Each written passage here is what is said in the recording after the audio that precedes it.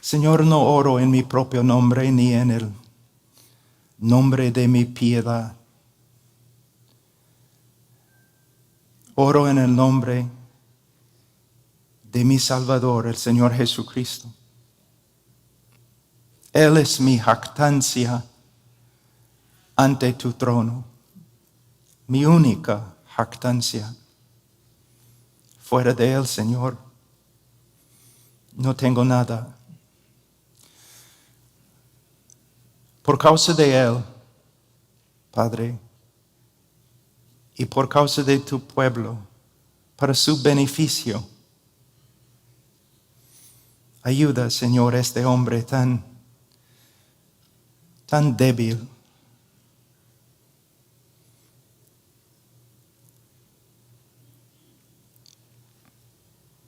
Como siempre, Señor, ni quiero abrir mis ojos o dejar de orar, porque, Señor, es aquí ante tu trono que encuentro mi seguridad y mi paz. Por favor, Señor, ayúdanos. En el nombre de Cristo. Amén.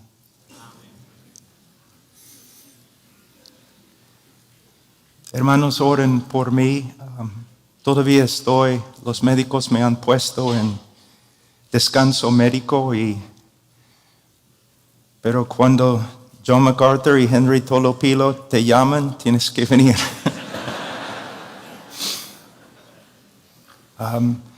Y como ustedes saben, mayormente después de una prédica me quedo en la iglesia 3 horas para hablar con cualquier persona, pero yo tuve que prometer a mi esposa que después de la prédica voy a esconderme de nuevo. Y ustedes tienen esposas latinas, entonces.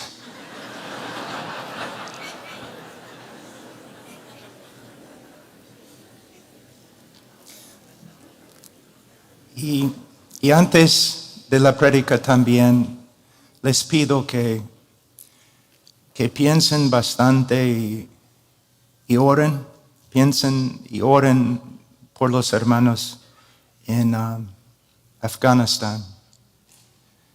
Estamos trabajando este último mes con muchos cristianos en Afganistán, tratando de sacarlos del país y esconderlos dentro del país.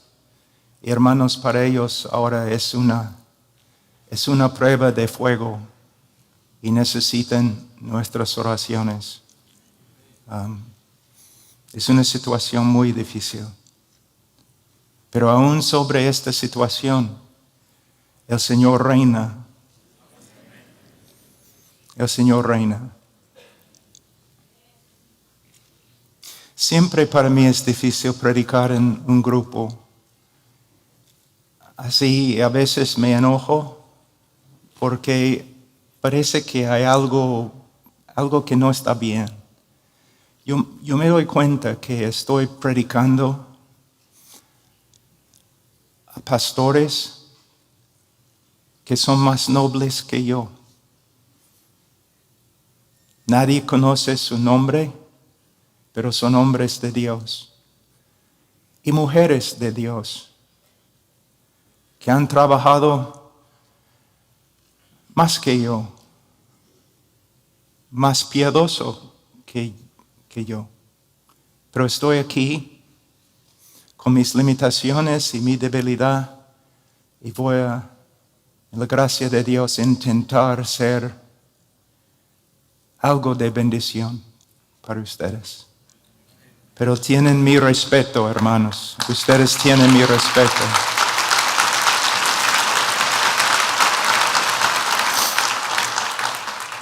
En versículo 1, Pablo dice: por lo demás, hermanos míos, regocijaos en el Señor. Pero ¿cómo pueden regocijarse? ¿Cómo? Pablo estaba en la cárcel en Roma. Las filipenses estaban sufriendo persecución y falsos maestros estaban entrando en la iglesia. ¿Cómo podían confiar? ¿Cómo podían regocijarse?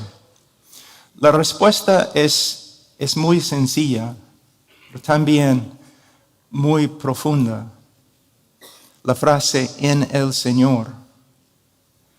No importa lo que nos pasa, podemos regocijarnos en el Señor, en lo que Él es, en lo que Él ha decretado, en lo que Él ha hecho, en lo que Él hace, en lo que Él hará. En el libro de Filipenses, muchos teólogos dicen que el gozo es el tema principal del libro. Y es un tema muy importante, pero no creo que es el tema principal. El tema principal no es el gozo, sino la fuente del gozo del cristiano. El tema en Filipenses, en todo el Nuevo Testamento, en toda la Biblia, es el Señor Jesucristo. Una vez un joven vino a mí y me dijo, después de una prédica muy animado, hermano Pablo, tienes razón, Cristo es todo lo que necesitamos. Yo le dije, joven, Cristo es lo único que tenemos. Fuera de Él, no tenemos parte con Dios y Dios no tiene parte con nosotros. Después de tantos años, décadas ahora,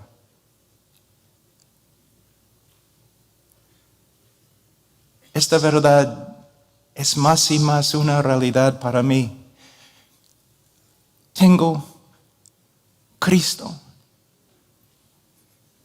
No tengo nada más, pero Cristo es suficiente. Nuestra dependencia en Cristo es absoluta y esta realidad debe aumentar enormemente nuestro aprecio, nuestra estima por Cristo. Es mi deseo que Dios trabaje en tu vida de tal forma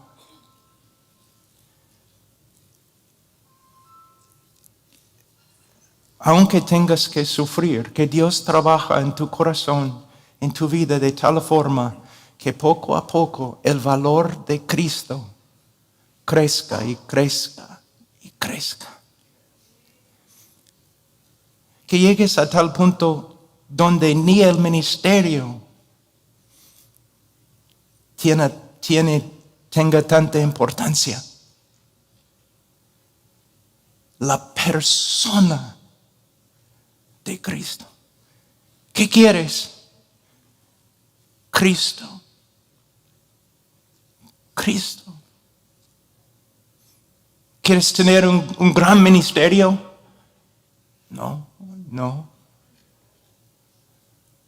¿Quieres ser famoso? No. ¿Qué quieres? Conocer a Cristo. Pablo dice, a mí no es molesto escribiros otra vez lo mismo. Para vosotros es motivo de seguridad.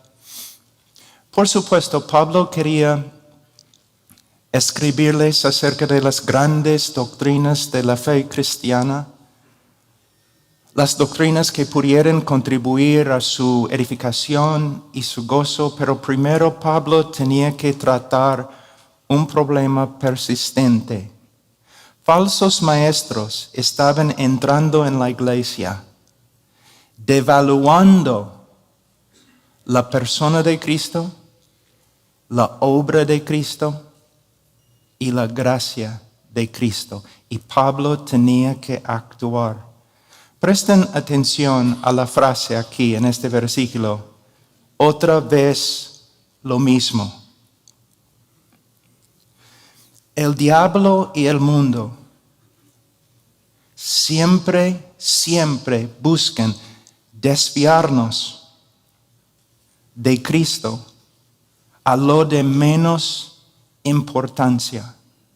Siempre, no me importa cuán maduros que seamos, siempre tenemos la necesidad de ser recordados de la preeminencia de Cristo y devolver el enfoque a Cristo y su evangelio. Por eso no debemos ofendernos o hacer oídos sordos cuando las Escrituras o aún el predicador nos recuerda otra vez lo mismo. Hermanos, es muy difícil aprender. Es muy difícil aprender. Es más difícil practicar. Es aún más difícil retener lo que hemos aprendido y hemos practicado.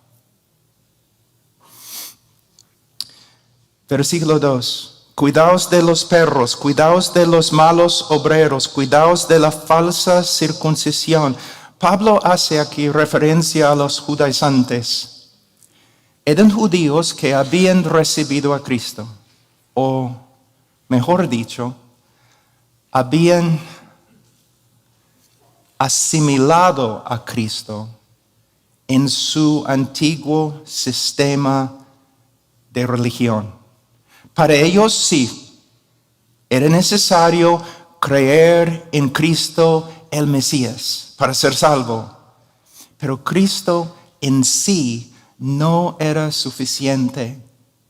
Uno tenía que añadir su propia justicia a la justicia de Cristo como complemento.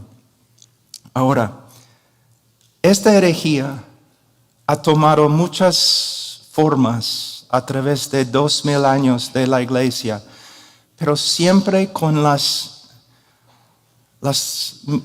siguientes dos características. Primero, la persona, obra y palabra de Cristo no son suficientes.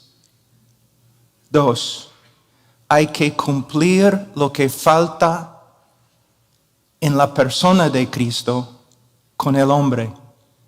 Hay que cumplir lo que falta en la obra de Cristo con las obras del hombre.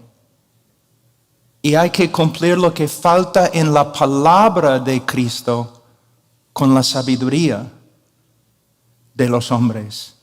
Y en nuestro contexto contemporáneo, el legalismo,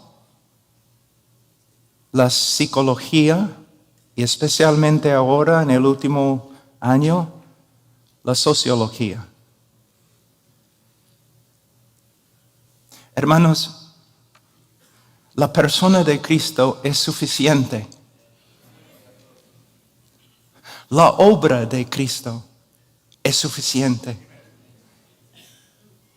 Consumada es. Y ciertamente la palabra de Cristo es suficiente. Ahora, Pablo describe en versículo 2 a estos falsos maestros usando términos muy fuertes, aún despectivos. De hecho, cada término que Pablo usa acá, los judíos usaron con referencia a los gentiles y a los paganos. Entonces lo que Pablo está diciendo es que estos super religiosos entre los judíos eran nada más que incrédulos, fuera de la gracia de Dios. Ahora Pablo, primero, él dice, cuidaos de los perros.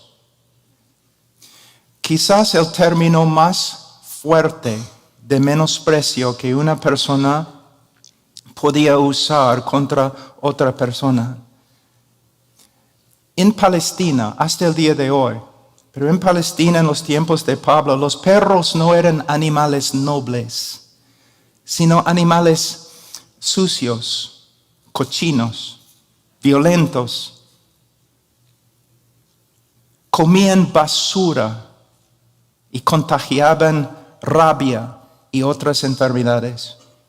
Entonces Pablo está diciendo que básicamente la enseñanza de estos judaizantes era como basura. La doctrina era como basura y las enseñanzas contagiaban la rabia y la gangrena espiritual. En inglés nosotros tenemos una frase. Decimos, this man is not taking prisoners. Decimos que este hombre no está recibiendo o tomando prisioneros. Él está decapitando a todos. Así es Pablo aquí. Cualquier persona que enseña a otros a devaluar a Cristo y la obra de Cristo en los ojos de Pablo era digna de menosprecio.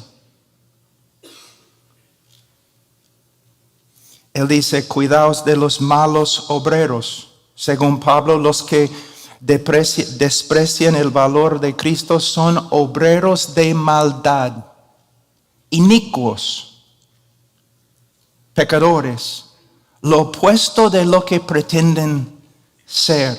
De nuevo, quizás uno diga que el lenguaje de Pablo es muy fuerte. Sí, es muy fuerte, pero es preciso.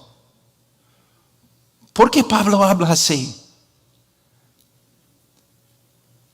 Por la misma razón que nosotros deberíamos hablar así. Porque estos falsos maestros estaban devaluando a Cristo. John MacArthur escribe, y lo que él va a escribir aquí es muy profundo. Cualquier intento de agradar a Dios por medio de los esfuerzos de uno y desviar la atención de la redención cumplida de Cristo es el peor tipo de maldad. Así es. Hermanos, tenemos que reconocer que fuera de la gracia de Dios, todos nosotros somos obreros de maldad. Es el testimonio de la Escritura contra nosotros. Isaías dice en 64:6, todos nosotros somos como el inmundo, y como trapo de inmundicia todas nuestras obras justas.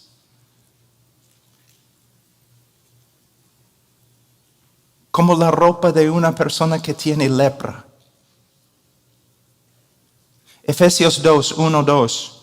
Estabais muertos en vuestros delitos y pecados, en los cuales anduvisteis en otro tiempo según la corriente de este mundo, conforme al príncipe de la potestad del aire, el espíritu que ahora opera en los hijos de desobediencia. Una vez yo tuve que enseñar este texto y yo pasé mucho tiempo pensando en el texto y tratando de comprender la idea principal del apóstol Pablo aquí, para comunicar a mis oyentes la verdad que se encuentra en este texto. Les voy a dar una ilustración. Imaginen un hombre muerto y putrefacto en el fondo de un lago lleno de la putrefacción que ha salido de su propio cuerpo. Y este hombre muerto anda en su propia putrefacción, siendo animado por el diablo. Es lo que Pablo está diciendo. No es una exageración, es lo que Pablo está enseñando. Hermanos, la única cosa que el hombre puede contribuir a la obra de Cristo es su pecado. es su pecado. Una vez un reportero, después de una prédica, se me acercó enojado. ¿Por qué hablas tanto del pecado? Yo le dije, porque quiero que tú ames a Cristo. Cuando una persona entiende lo que es ante Dios fuera de la gracia de Dios, toda su confianza inmediatamente es depositada en Cristo. No en su iglesia, no en su pastor, no en sus obras, no en su carácter. Cristo. Somos, hermanos,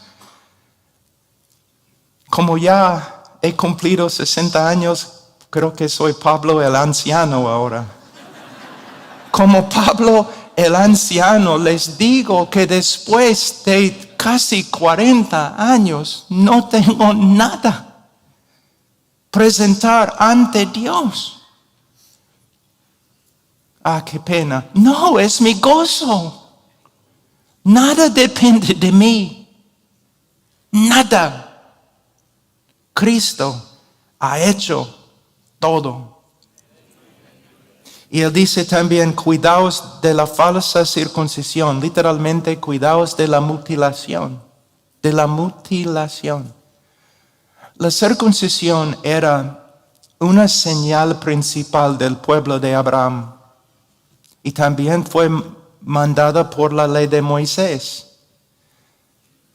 Cualquier hombre en Israel que no fue circuncidado fue excomulgado del pueblo de Dios, sin misericordia. Pero ahora Pablo está diciendo que cualquier persona que enseña la circuncisión es como un mutilador, como un pagano. Los paganos que mutilaban sus cuerpos contra la ley de Moisés. ¿Cómo puede ser? Necesitan entender dos cosas. Primeramente, bajo el antiguo pacto, la circuncisión era una señal de fe, no una obra que salvaba. Segundo, la ley siempre, todo el Antiguo Testamento, la ley tiene que ser aplicada siempre a la luz de la persona y obra de Cristo. Les voy a dar un ejemplo. En 1 Timoteo capítulo 1, versículos 7 a 11, Pablo habla de esto. En versículo 8, él dice, escuchen hermanos, Pablo dice en versículo 8 algo muy profundo. Pero nosotros sabemos que la ley es buena si uno la usa legítimamente. Versículo 11. Según el glorioso evangelio del Dios bendito. Entonces, sabemos que estamos usando la ley legítimamente cuando nuestra aplicación es según o de acuerdo con el evangelio. Si nuestro uso de la ley dirige al pecador a la ley y le infunde confianza en sí mismo, estamos mal. Pero si nuestro uso de la ley pone fin a la confianza del pecador y lo dirige a Cristo, estamos bien. Si nuestro uso de la ley resulta en el pecador devaluándose a sí mismo y apreciando más a Cristo, estamos bien. De nuevo, hermanos.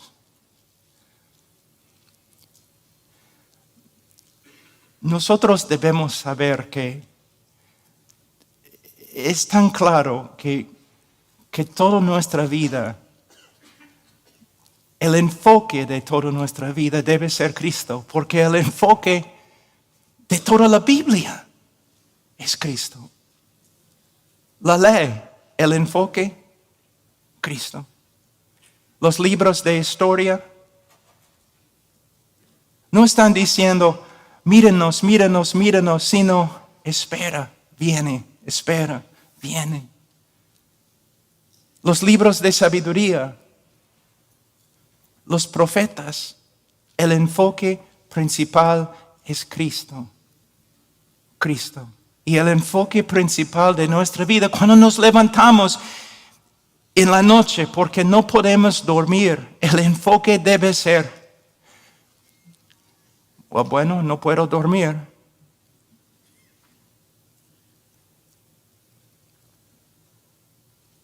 Debo usar este tiempo para pensar en Cristo, para comunicarme con Cristo, leer de Cristo, meditar en Cristo, pedir que Cristo venga de una manera especial esta noche para estar conmigo, sentarse conmigo un ratito para que yo pueda quedarme en su sombra, en su presencia. Versículo 3, porque nosotros somos la verdadera circuncisión. En versículo 3, Pablo da una de las descripciones más hermosas del cristiano verdadero. El cristiano es la verdadera circuncisión. En Colosenses 2:11, Pablo lo describe como una circuncisión no hecha por manos, no hecha por manos humanas, sino una circuncisión hecha por el poder de Dios. Es una referencia, yo creo, a un pasaje muy importante en el libro de Ezequiel 36, capítulo 36, versículo 26 y 27. Voy a leer. Dios promete, además os daré un corazón nuevo y pondré un espíritu nuevo dentro de vosotros. Quitaré de vuestra carne el corazón de piedra y os daré un corazón de carne. Pondré dentro de vosotros mi espíritu y haré que andéis en mis estatutos y que cumpláis cuidadosamente mis ordenanzas. A través de la obra regeneradora del Espíritu Santo, Dios quita la carne encallecida, exponiendo un corazón nuevo, vivo, sensible a la voluntad de Dios. Es una obra sobrenatural que yo creo sobrepasa la creación del universo.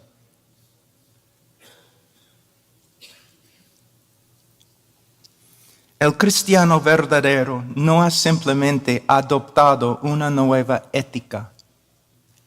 El cristiano verdadero ha sido recreado, renovado, transformado. Es una nueva criatura.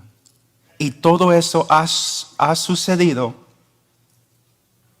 por medio de la obra redentora de Cristo, sin contribución ninguna del hombre.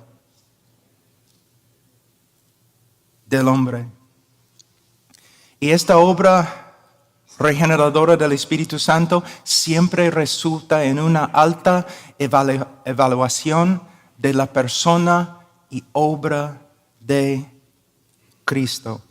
Como se nota en la próxima frase, dice que adoramos en el Espíritu de Dios. La palabra traducida aquí, adorar, proviene de la palabra griega, latruo, que significa más que cantar. Tiene la idea de también ministrar y rendir servicio a Dios. El cristiano no solo adora a Dios por medio de cantar, sino por medio de ministrar a Dios, por medio de rendir servicio a Dios, de acuerdo con su voluntad. Este es el resultado no solamente no principalmente de la autodisciplina, sino el cristiano está siendo movido y empoderado por el Espíritu Santo. Pablo sigue, y nos gloriamos en Cristo Jesús. El verdadero cristiano, su gloria se encuentra en la persona de Cristo. Solo Cristo. Únicamente, exclusivamente Cristo. John MacArthur escribe, el verbo gloriar en este contexto denota jactarse con alegría exultante acerca de lo que una persona está más orgullosa. Nuestro orgullo como cristianos es Cristo. Es nuestra única jactancia, nuestra única confianza. Y esta actitud se ve claramente en el apóstol Pablo. Voy a leer 1 Corintios 1, 30, 31. Cristo es nuestra sabiduría de Dios y justificación y santificación y redención, para que tal como está escrito, el que se gloríe en el Señor. Gálatas 6:14, pero jamás acontezca que yo me gloríe, sino en la cruz de nuestro Señor Jesucristo, por el cual el mundo ha sido crucificado para mí y yo para el mundo. Si tú dices a un cristiano maduro, eres buena gente, seguro vas a ir al cielo, el cristiano maduro va a responder, por favor, no lo digas, no hables así, por favor, no. Mi única esperanza es la persona y obra de Cristo. En la mente de Dios el Padre, Cristo tiene preeminencia. Él debe tener preeminencia en nuestros pensamientos.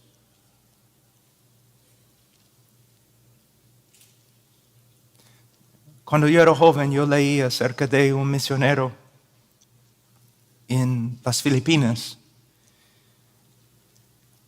que enseñó casi todas las islas cómo leer, para que luego pudieran leer la Biblia. El hombre cumplió mucho, pero en su, creo que la palabra es diario,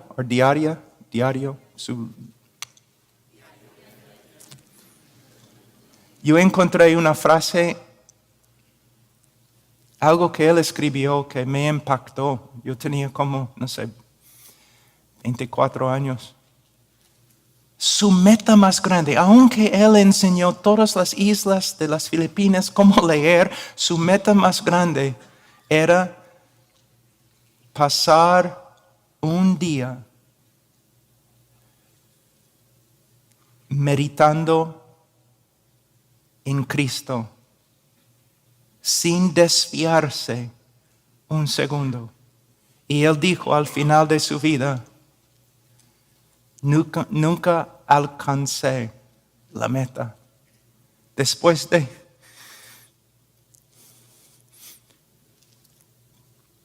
tantos años, nunca alcancé la meta. Pero vale la pena intentar.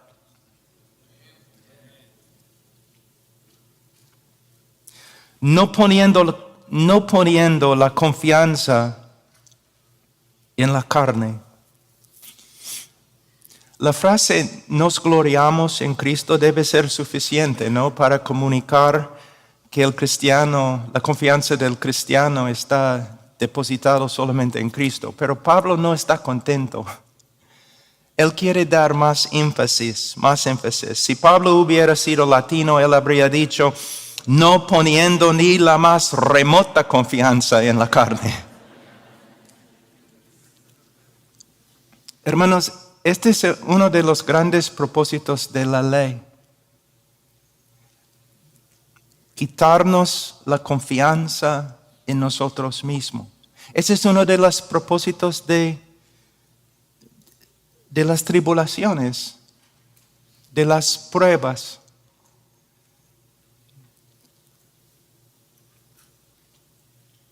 De mi salud en este momento. La debilidad nunca ha hecho daño a un hombre de Dios.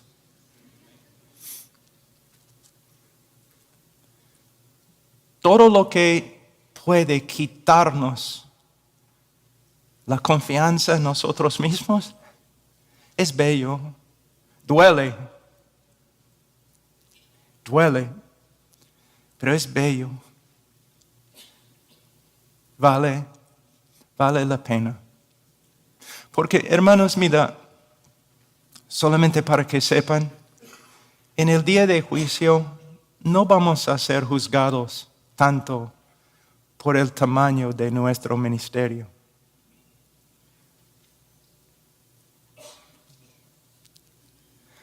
No vamos a ser juzgados por la fama que teníamos. Vamos a ser juzgados por nuestra devoción a Cristo y nuestra conformidad a Cristo. Todos estudiando porque quieren ser grandes ministros. No, hermanos, está mal. Estudiamos para que seamos como Cristo. Lo que es importante a Dios debe ser importante a nosotros.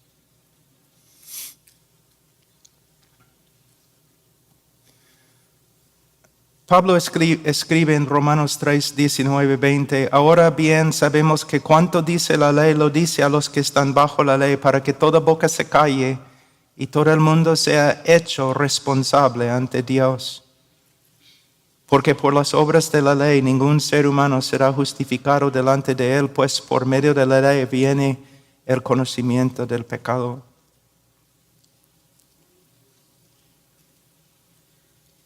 El propósito de la ley es quitarnos la confianza en nosotros mismos para que depositemos nuestra confianza únicamente en la gracia de Dios.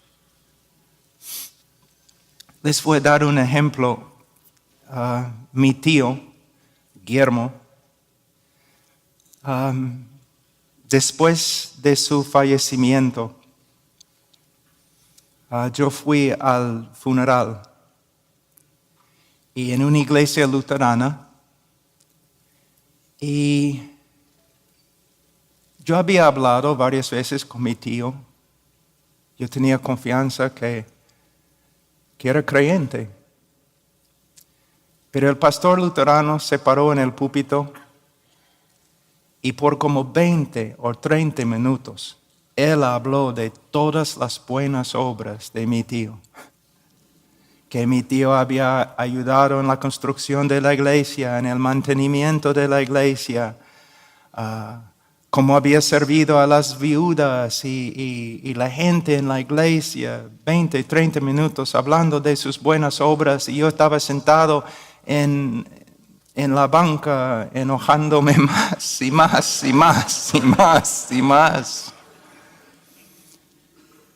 Pero después de como 30 minutos, este pastor luterano se puso muy serio. No dijo nada, solamente miró la congregación.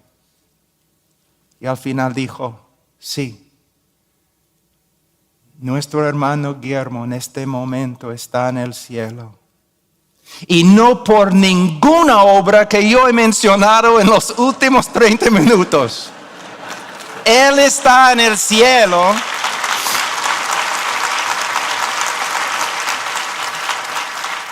Él dijo, Él está en el cielo porque Cristo murió por los pecadores que merecen el infierno. Yo quería abrazarle. Yo le dije, hermano, yo iba a pegarte, pero ahora quiero abrazarte.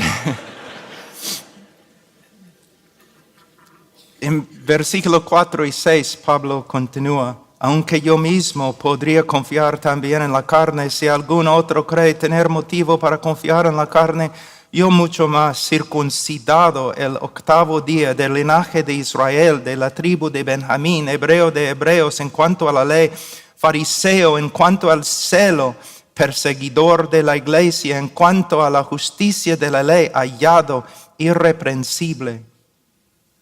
En versículos 4 y 6, Pablo está usando su propia vida para mostrar el vacío de la jactancia de los judaizantes. Él había cumplido la ley desde su nacimiento. Él era de una de las tribus más eminentes en la nación de Israel. Era hebreo de los hebreos.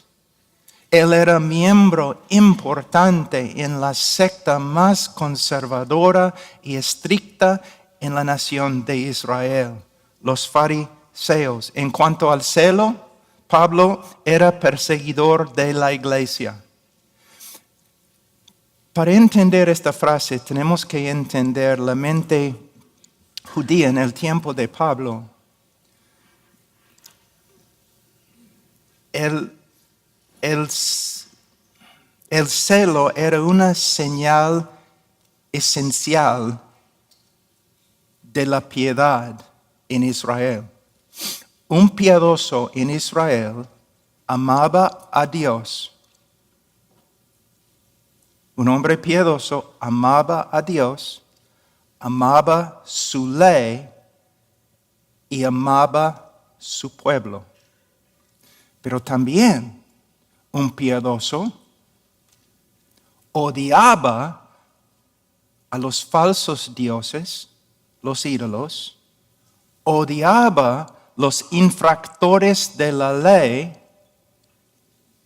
y odiaba los enemigos del pueblo de Dios. Y para Pablo la iglesia era una enemiga, entonces la perseguía. Ahora, en cuanto a la justicia de la ley, Pablo era externamente irreprensible. Él no está diciendo que él vivía sin pecado, sino hablando humanamente,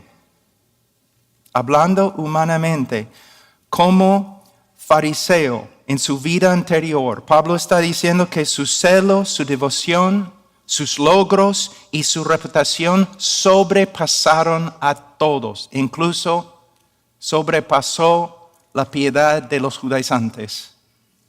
En Gálatas 1, 13 a 14 tenemos una explicación más amplia. Pablo dice, porque vosotros habéis oído acerca de mi antigua manera de vivir en el judaísmo, de cuán desmediadamente perseguía yo a la iglesia de Dios y trataba de destruirla, y como yo aventajaba en el judaísmo a muchos de mis compatriotas contemporáneos, mostrando mucho más celo por las tradiciones de mis antepasados. Ahora versículos 7 y 8.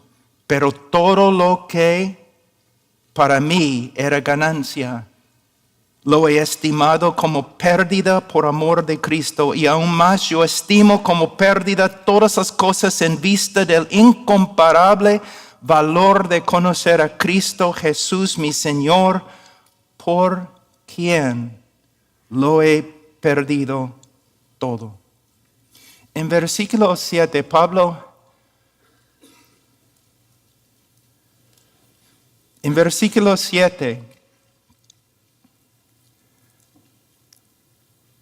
Pablo está usando palabras de contabilidad como ganancia, pérdida, contar, estimar. ¿Para qué? Para describir, y me gusta esta parte, para describir el nuevo sistema de valores que fue creado en su corazón en el día que se encontró con Cristo en el camino a Damasco. Todo lo que antes estimaba, su celo, sus obras, su reputación, él lo consideró como pérdida, basura, heces, escoria, aún excremento por causa de Cristo. Todo comparado con Cristo. Como los franceses dicen, Pablo era la crème de la crème, ¿no? Entre los contemporáneos, y esta era su esperanza y era su jactancia.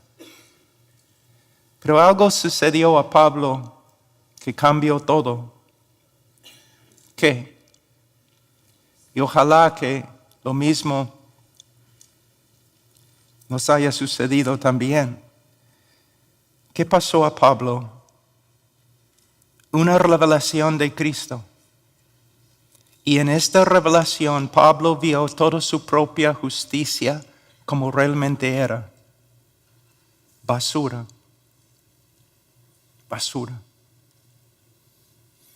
Cuando Pablo vio a Cristo en el camino a Damasco, él tuvo una visión parecida a la de Isaías, en Isaías 6.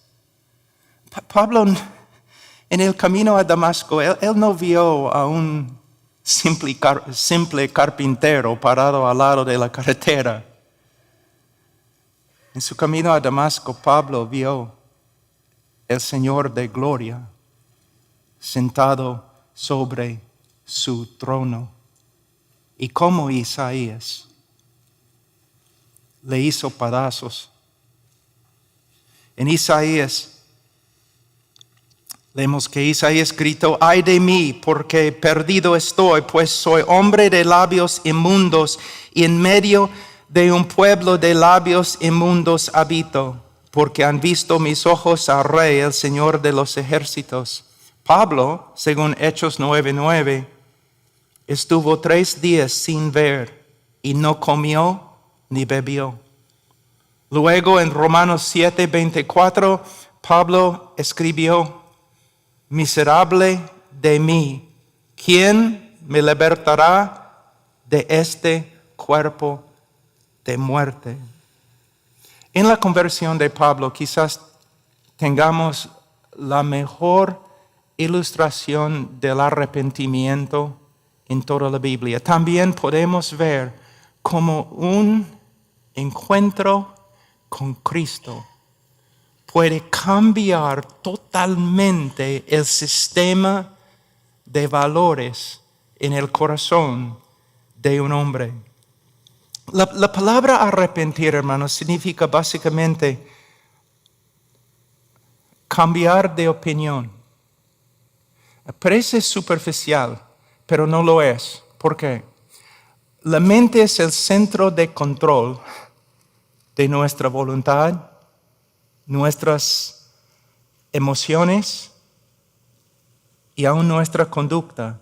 Si la mente cambia, entonces todo cambia. Ustedes están sentados aquí tranquilos porque, y no hay, pero están aquí sentados tranquilos porque no piensen que hay un fuego fuera que va a consumir todo el edificio. Están tranquilos porque es lo que piensan, y con razón, no se asusten. Pero si ustedes en un ratito cambian y piensan que hay un fuego fuera que va a consumir el edificio, entonces todo va a cambiar. Sus emociones van a cambiar. No van a estar aquí quietos, sino con bastante miedo. Su voluntad va a cambiar. Van a tomar una decisión. No voy a escuchar más esta prédica.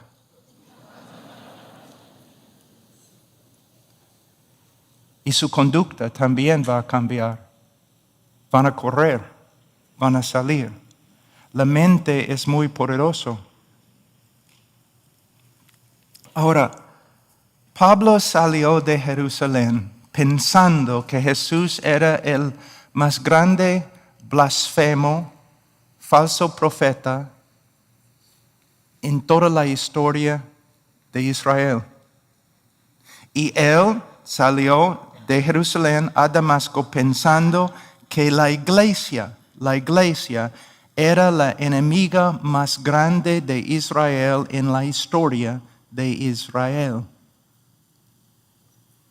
Pero en el camino a Damasco, Pablo tuvo un encuentro con Cristo y su realidad se deshizo.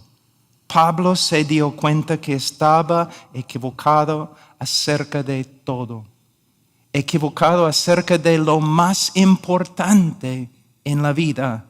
Él estaba equivocado. Él pensaba que Jesús era un falso maestro, pero ahora él puede ver que Jesús es el Mesías, el Hijo de Dios, el Hijo del Hombre de Daniel 7. Pablo pensaba que la iglesia era la enemiga más grande del pueblo de Israel, pero ahora él puede ver que la iglesia es el mismo pueblo de Dios. También la opinión de Pablo acerca de sí mismo cambió. Él pensaba que él era justo ante Dios. Ahora él reconoce que él es condenado ante Dios. Él pensaba que él era el gran defensor de la fe de Israel. Ahora él sabe que él es el gran enemigo de la fe verdadera de Israel. Él pensaba que era siervo de Dios, uno de los siervos más eminentes de Dios. Ahora él sabe que él era nada más que un siervo de Satanás.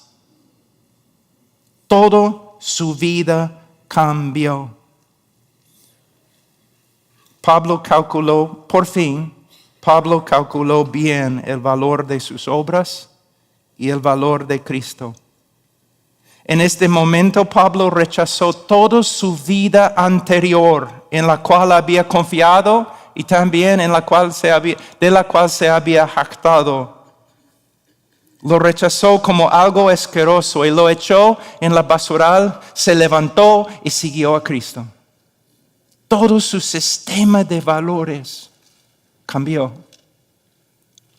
En versículo 8 Pablo dice, yo estimo como pérdida todas las cosas en vista del incomparable valor de conocer a Cristo Jesús mi Señor. Ahora quiero que los predicadores aquí, los pastores, presten atención en una frase que es extremadamente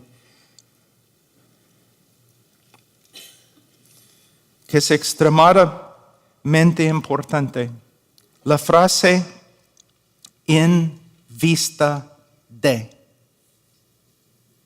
Yo estimo como pérdida todas las cosas en vista del incomparable valor de conocer a Cristo Jesús mi Señor.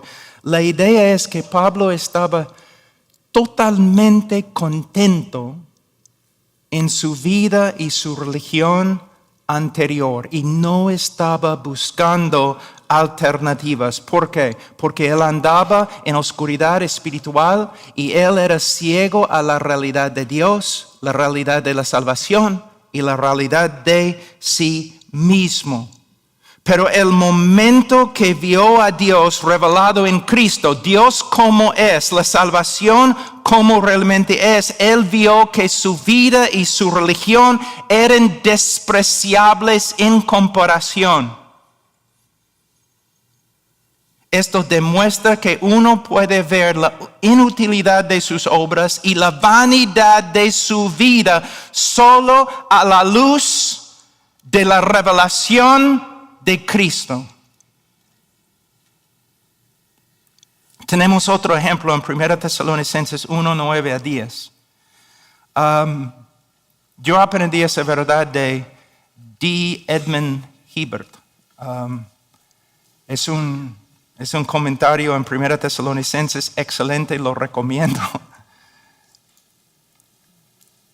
En 1 Tesalonicenses 1, 9 a 10, Pablo escribe: pues ellos mismos cuentan acerca de nosotros, de la acogida que tuvimos por parte de vosotros y de cómo os convertisteis de los ídolos a Dios para servir al Dios vivo y verdadero y esperar de los cielos a su Hijo, al cual resucitó de entre los muertos, es decir, a Jesús, quien nos libra de la ira venidera.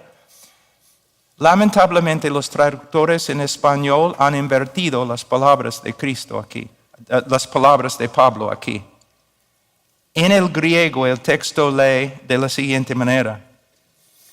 En el griego original, el texto no dice cómo os convertisteis de los ídolos a Dios, sino cómo os convertisteis a Dios de los ídolos. Voy a leer. La idea es que los gentiles, como Pablo, estaban totalmente contentos en su religión. No estaban buscando alternativas hasta que vieron a Dios como se reveló por la predicación del Evangelio. Solo a la luz de Cristo vieron la vaciedad de su religión y la vanidad de su vida. ¿Qué significa para nosotros, especialmente para los predicadores? Este es el trabajo principal del predicador: predicar a Cristo. Predicar a Cristo.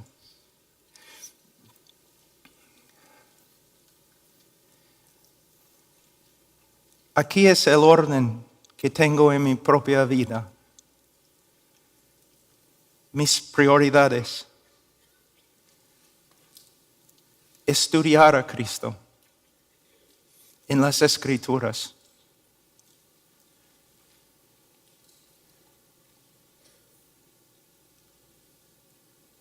Yo creo que uno tiene que leer toda la Biblia, de Génesis a Apocalipsis. También creo que necesitamos ser informados, maduros en nuestro conocimiento de todas las doctrinas. Pero si hay una doctrina preeminente, es la doctrina de Cristo. ¿Cuántas horas cada semana dedicas a estudiar a Cristo? Es fácil decir amén, amén. Pero ¿cuántas horas? ¿Cuántos años de tu vida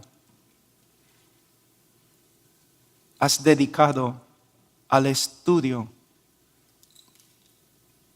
de la persona y obra de Cristo? Estudiar a Cristo.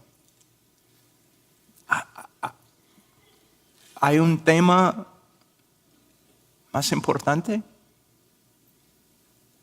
Estudiar a Cristo.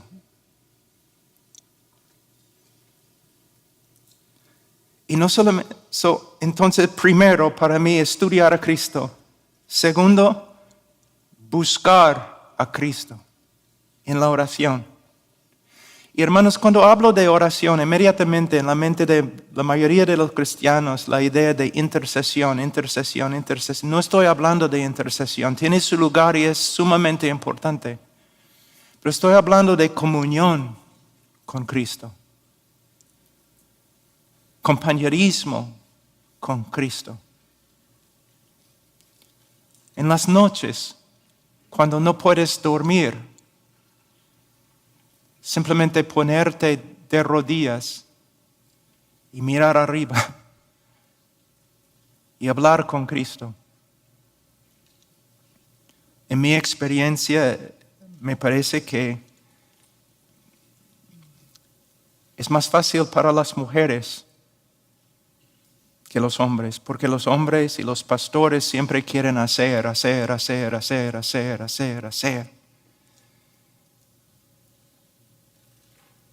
Marta, Marta. Quizás Martín, Martín.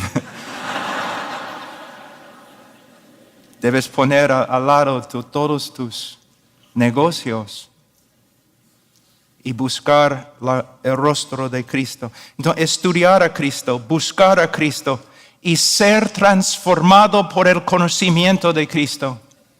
Lo que necesitamos, hermanos, ahora en este día son hombres y mujeres transformados.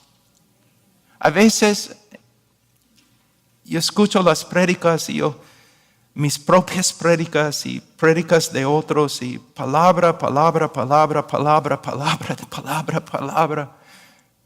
Pero ¿dónde está el poder? Y no solamente para predicar, principalmente para predicar, el poder para vivir. Y no estoy hablando de vivir como predicar en la calle y morir mártir, es fácil. Estoy hablando de ser un buen esposo, un buen padre, un buen amigo, humilde. Buscar a Cristo, estudiar a Cristo, buscar a Cristo, ser transformado por el conocimiento de Cristo y predicar a Cristo a otros. Predicar. Hermano, no debes salir del púlpito contento porque tu exposición era correcta.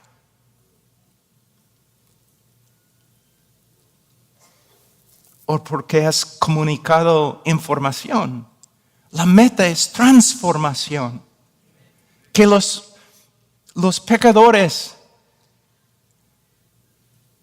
crezcan en su estima por Cristo y se salvan.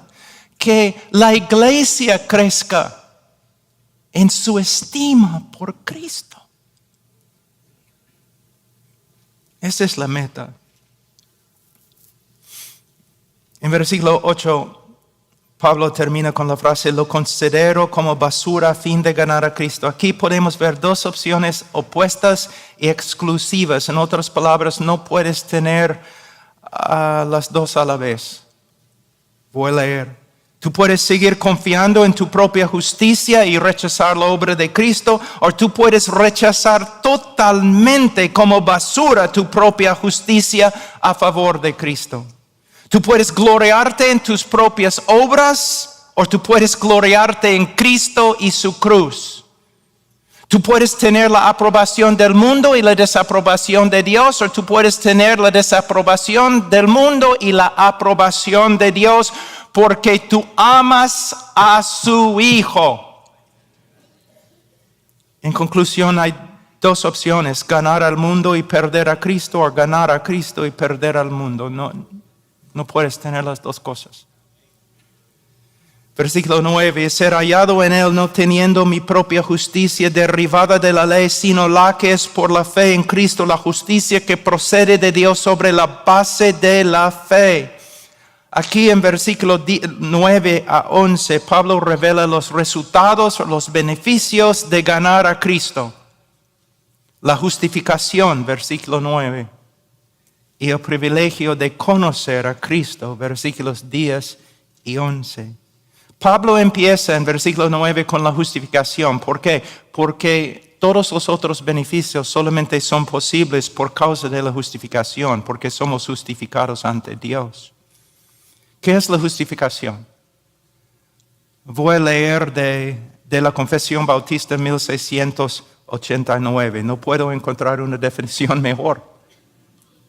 A quienes Dios llama eficazmente también justifica gratuitamente, no infundiéndoles justicia y rectitud, sino perdonándoles sus pecados y considerando y aceptando sus personas como justas, no por nada que hay en ellos o hecho por ellos, sino solamente por causa de Cristo. De versículo 9 también, esta confesión, podemos ver las siguientes características acerca de en la justificación bíblica. Número 1, no es justicia propia o justicia nuestra, sino justicia ajena o justicia de otro, la justicia de Cristo. No es derivada de la ley como algo que hemos ganado de Dios, sino procede de Dios como una manifestación de su gracia. No es por medio de nuestra obediencia, sino por medio de fe en la obediencia de Cristo. Por medio de su obediencia, Él satisfizo los requisitos